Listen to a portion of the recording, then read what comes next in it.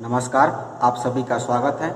आज के इस वीडियो में हम बात करने वाले हैं डीएलएड सेकेंड ईयर के पेपर कोड S3 के अंतर्गत यूनिट 1 से।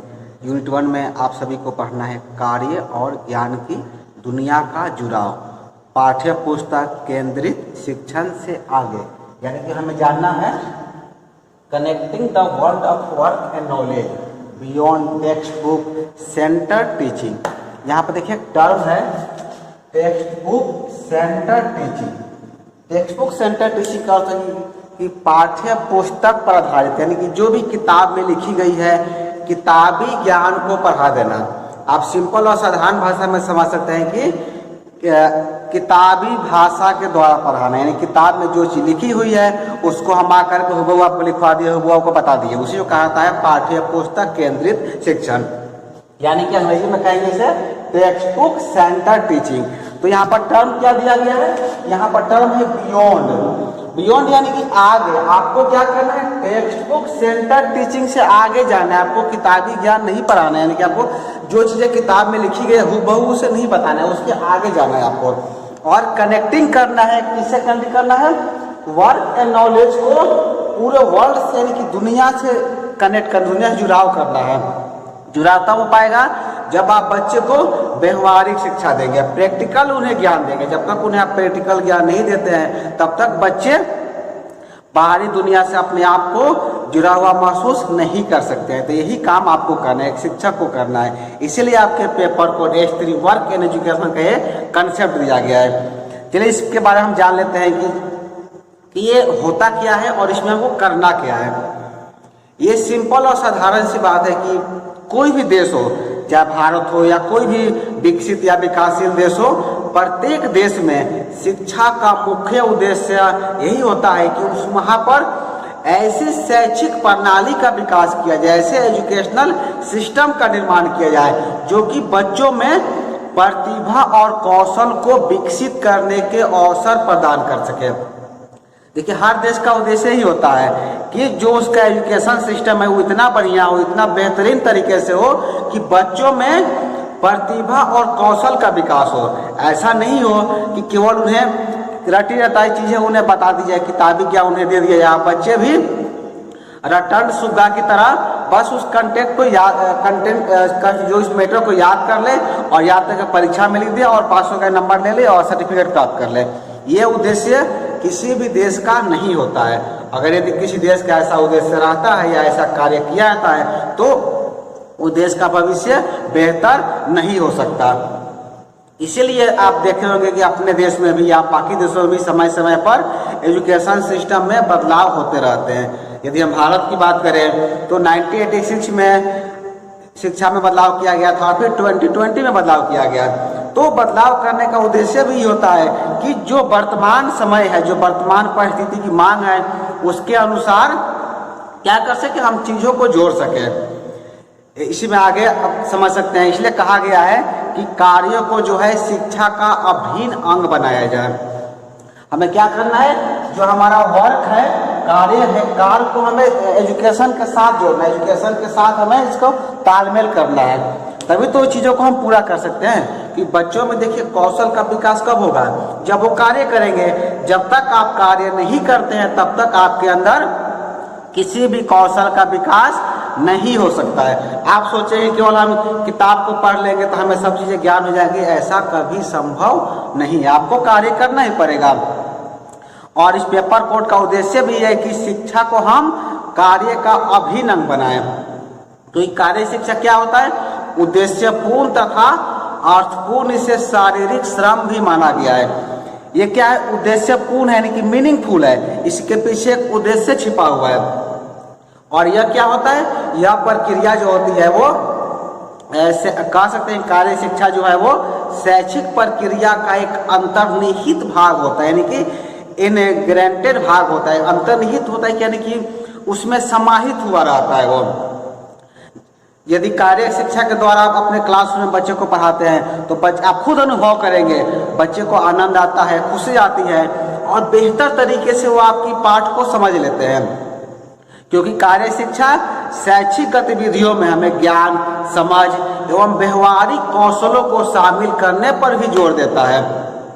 कार्य शिक्षा हमें कहता है कि हमें जो भी कंटेंट पढ़ा रहे हैं, जो भी चीज़ हम बच्चों को समझा रहे हैं, उसे हम एक खेल खेल के माध्यम में पढ़ाएंगे, कार्य करके उन्हें एक्टिविटी के द्वारा पढ़ाएंगे। जब एक्टिविटी के द्वारा उन्हें पढ़ाते हैं, एक्टिविटी के द्वारा उन्हें बताते हैं, तो बच्चों के लिए समझना आसान हो जाता है और कठिन से कठिन विषय को भी वो आसानी से समझ लेते हैं, उसे आसानी से आत्मसात कर लेते हैं।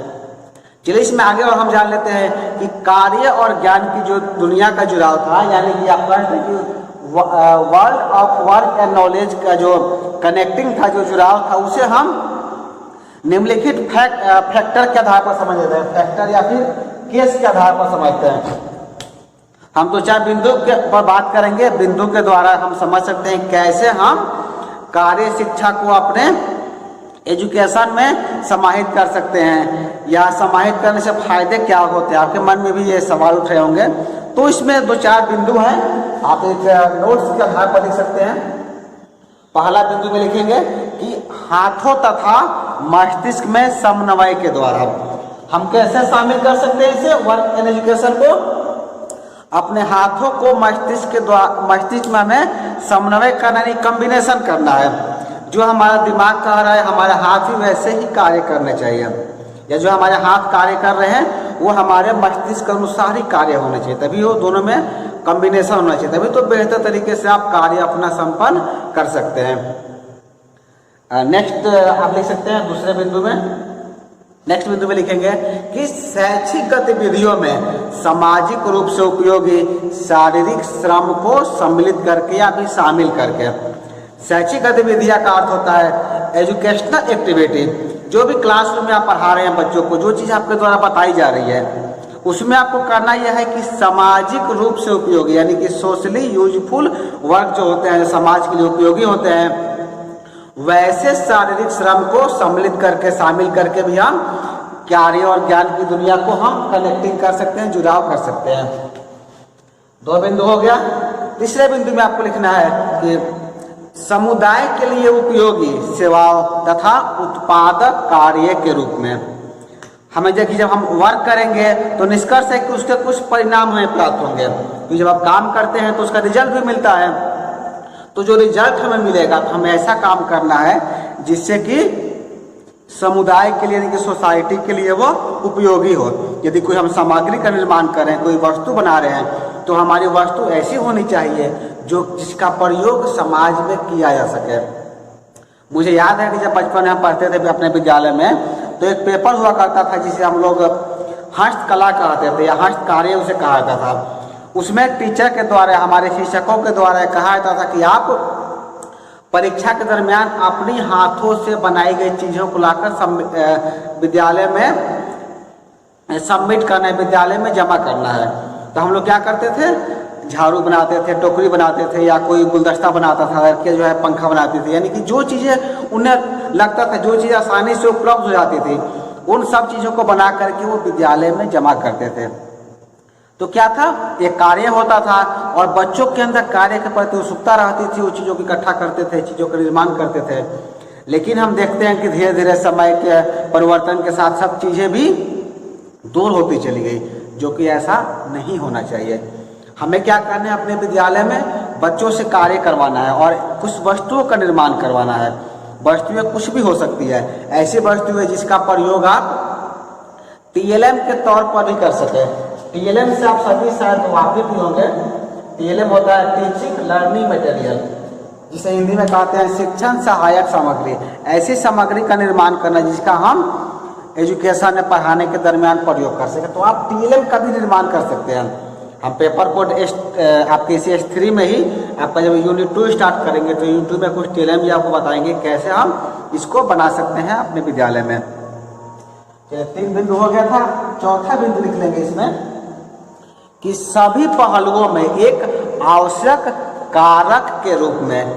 यहाँ पर कह रहे हैं चौथे बिंदु में कि सभी पहलुओं में एक कारक, यानी कि फैक्टर या केस के रूप में जो भी आप कार्य करें या जो भी कार्य आपके द्वारा संपन्न किया जाए, उसमें यह ध्यान रखें कि वर्क एंड एजुकेशन, कार्य उसमें सम्मिलित हो एजुकेशन के पॉइंट ऑफ व्यू से, तभी वो चीज़ें कारगर सिद्ध हो सकती है। और इसका एक अंतिम बिंदु है, 5वें बिंदु में लिख लेंगे कि जब आप 4 बिंदु में समझ चुके होंगे कि यहाँ पर हमेशा कार्य की बात हो रही है, यानी कि किस पर बात हो रही है, लर्निंग बाय डूइंग, यानी करके सीखना। तो इसी पॉइंट को आप 5वें बिंदु में लिख लेंगे कि यह क्या होता है, कार्य शिक्षा जो है या करके सीखना, यानी कि लर्निंग बाय डूइंग सिद्धांत पर आधारित होता है। ये चारों बिंदु का निष्कर्ष पॉइंट है। हम निष्कर्ष में ये कह सकते हैं कि जो हमारा कंसेप्ट है, कंसेप्ट होना चाहिए लर्निंग बाय डूइंग, करके सीखना यह सिद्धांत पर आधारित होता है। जब इतनी बातें हो गई तो यहाँ पर मुझे महात्मा गांधी जी का स्मरण भी हो रहा है, सोचे कि आप सभी के बीच भी साझा कर देते हैं। एक बार महात्मा गांधी जी का विचार है, वो कहे थे कि हमें शिक्षा प्रणाली में परिवर्तन लाने होंगे। ये बातें उस समय की है जब भारत में कह सकते हैं कि अंग्रेजों का सरकार था, ब्रिटिश हुकूमत थी, और उनके अनुसार ही हमारी शिक्षा व्यवस्थाएं चल रही थी, हमारे शिक्षण संस्थान चल रहे थे। तो उस समय महात्मा गांधी कहते हैं, महात्मा गांधी जी ने कहा है कि हमें शिक्षा प्रणाली में परिवर्तन लाने होंगे, मस्तिष्क को हाथों के द्वारा प्रशिक्षित करना होगा। यानी जो हमारा मस्तिष्क है उसको हम क्या करेंगे, प्रशिक्षित करेंगे हाथों के द्वारा, यानी कि हमें कार्य सीखना, करके हमें सब चीज़ें प्राप्त करनी है, हमें कार्य संपन्न करना है। आगे महात्मा गांधी जी कहते हैं कि यदि मैं कवि होता तो 5 उंगलियों की संभावनाओं पर कविता लिखता। यानी कि हमारे हाथ में 5 उंगलियां हैं, तो 5 उंगली क्या क्या संभावनाएं हैं, इससे हम क्या क्या कार्य संपन्न कर सकते हैं। कविता लिखने का अर्थ हुआ कि 5 उंगलियों के संभावना पर बात करते हैं कि हम इतने अपने हाथ से कितने सारे कार्य संपन्न कर सकते हैं। आगे उनका कहना है कि आप ऐसा क्यों सोचते हैं कि मस्तिष्क ही सब कुछ है, शेष इंद्रियां कुछ नहीं। अधिकतर लोग को ये लगता है केवल हम मस्तिष्क में ज्ञान प्राप्त कर लेंगे तो हमें सब चीज़ प्राप्त हो जाएगा, लेकिन ऐसा नहीं है। हमें हमारे शरीर में जितने भी ज्ञानेंद्रियां हैं, सभी ज्ञानेंद्रियों का प्रयोग करना है और हमें शिक्षा प्राप्त करनी है।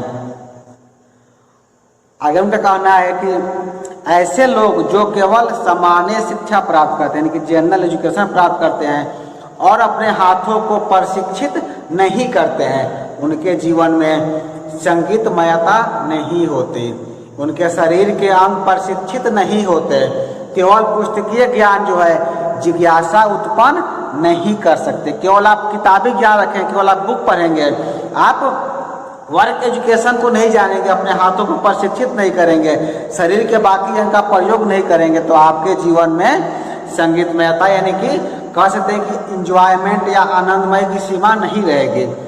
और आप आगे वो कहते हैं, उनका कहना है कि जो व्यक्ति केवल किताबी ज्ञान प्राप्त करते हैं, केवल पुस्तकीय ज्ञान प्राप्त करते हैं, वो अपना ध्यान एकाग्र नहीं कर पाते और केवल शब्दों के माध्यम से दी जाने वाली शिक्षा हमारे अंदर थकान उत्पन्न करती है और बच्चों का ध्यान भी भटका देती है। मान लीजिए क्लास में केवल आप शब्दों के माध्यम से पढ़ा रहे हैं, केवल आप उन्हें लिखवा दे रहे हैं, उस व्हाइट बोर्ड पर बता दिए, या फिर केवल नोट्स लिखवा रहे हैं, तो क्या होगा, बच्चे का ध्यान उसमें भटक सकता है, उन्हें थकान उत्पन्न होगी, उन्हें नींद आने लगेगा। आप खुद सोचिए, जब आप क्लास में पढ़ते होंगे तो किसी क्लास में आपको लगता है कि क्लास बोरिंग हो रहा है, लेक्चर हमें समझ में नहीं आ रहा है, हमें नींद आने लगती है। क्यों होता है कि हमारा मस्तिष्क थक जाता है। देखिए होता क्या है कि कहा भी गया है ना कि यदि एक ही चीज़ को बार बार आप ग्रहण करते हैं तो आपके अंदर थकान उत्पन्न होने लगती है, आप कोई एक्टिविटी नहीं करते हैं, केवल चुपचाप बैठ कर सुन रहे हैं, तो क्या होगा, इस दरमियान आपके अंदर थकान उत्पन्न होने लगेगी, आपको नींद आने लगेगा और आप क्लास से बाहर चले जाएंगे, या आप क्लास में रहते हुए भी आपका ध्यान क्लास से बाहर चला जाएगा। इसीलिए आपको करना यह है कि आपको एक्टिविटी करवानी है। अब देखिए एग्जाम्पल आपको देना चाहेंगे, यहाँ पर आप सभी जो है, जो जागरण का कार्यक्रम होता है, जो माता का जागरण होता है, उसमें कभी आप सम्मिलित हुए होंगे तो देखे होंगे जो कलाकार आते हैं तो वो तो माता का गीत तो सुनाते ही हैं, वो चाहें तो गीत सुना करके चले भी जाए, लेकिन वो क्या करते हैं, वो आपके द्वारा एक्टिविटी करवाते हैं। वो कहते हैं कि हाथ को ऊपर कीजिए, जोर जोर से ताली बजाइए या डांस कीजिए, ताकि क्या हो, आप एक कुछ कार्य करें, आपके द्वारा एक्टिविटी किया जाए और आप उस चीज़ों से जुड़ सके, तभी तो पूरी तरह आप इंजॉय कर पाएंगे। तो वही कहा गया है, जब तक आप अपने क्लास में बच्चों से एक्टिविटी नहीं करवाते हैं, बच्चों से तालमेल नहीं करवाते हैं, तब तक चीज़ें जो है सार्थक रूप से सफल नहीं हो पाती है। तो आपको भी ये ध्यान रखना है, जब क्लास में बच्चे को पढ़ाएं तो उन्हें एक्टिविटी करवाते रहें, बीच बीच में उनसे प्रश्न करें, कभी उनसे ताली बजवाए, कभी कोई यदि बच्चा प्रश्न का उत्तर सही देता है तो उसे मोटिवेट करें, नहीं दे पाता है तो उसको भी आप प्रयास करें कि वो आंसर दे पाए। तो एक्टिविटी करवाते रहेंगे बच्चों से, तो बच्चों को मन लगता रहेगा और आप जो पढ़ाना चाह रहे हैं, जो आपका टॉपिक है, बच्चे उसे बेहतर तरीके से भी समझ सकते हैं, बेहतर तरीके से आत्मसात कर पाते हैं। चलिए वीडियो के अंतिम में हम चर्चा कर लेते हैं कि रविन्द्रनाथ टैगोर के अनुसार, महात्मा गांधी जी ने अपना विचार दिया ही है, रविन्द्रनाथ टैगोर भी जो है कार्य और ज्ञान की दुनिया के बारे में अपना विचार प्रकट करते हैं। रविन्द्रनाथ टैगोर जी कहते हैं कि सांस्कृतिक पुनः जागृति के लिए शिक्षा से शारीरिक श्रम को अलग नहीं किया जा सकता।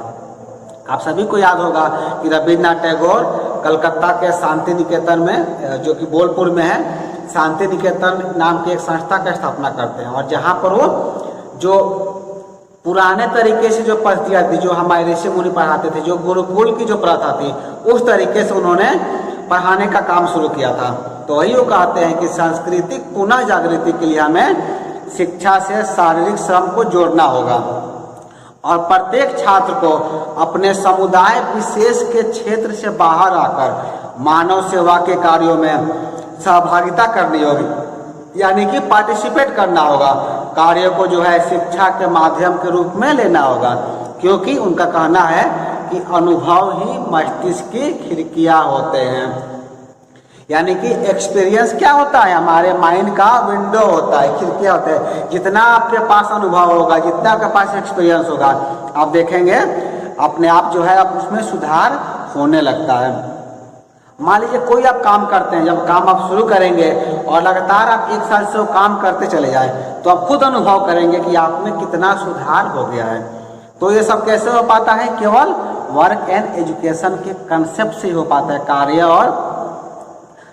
वर्क एंड एजुकेशन, कार्य और शिक्षा के द्वारा ही हो सकता है। तो हमें करना ये है कि कार्य और ज्ञान को जो है दुनिया से जोड़ना। हमने 2 लोगों का विचार जाना, महात्मा गांधी और रविन्द्रनाथ टैगोर का। तो हमें करना यह है, जिसे मैंने कहा ही आपको वीडियो के शुरू में, कि आपको टेक्स्ट बुक सेंटर टीचिंग, यानी कि पाठ्य पुस्तक केंद्रित शिक्षण से आगे जाना है, बियॉन्ड होना है। आगे बढ़ के बच्चों को पढ़ाएंगे, एक्टिविटी के द्वारा पढ़ाएंगे, तब जो चीज़ें आप बता रहे हैं वो बेहतर तरीके से सार्थक हो पाएगा, अच्छे तरीके से छात्रों से समझ पाएंगे। तो चलिए, मुझे उम्मीद है कि आप इस टॉपिक को समझ गए होंगे, और समझ गए हैं तो या और भी आपके मन में कोई क्वेश्चन है तो आप वीडियो के कमेंट सेक्शन में हमें बता सकते हैं, और हम मिलते हैं नेक्स्ट वीडियो में। धन्यवाद।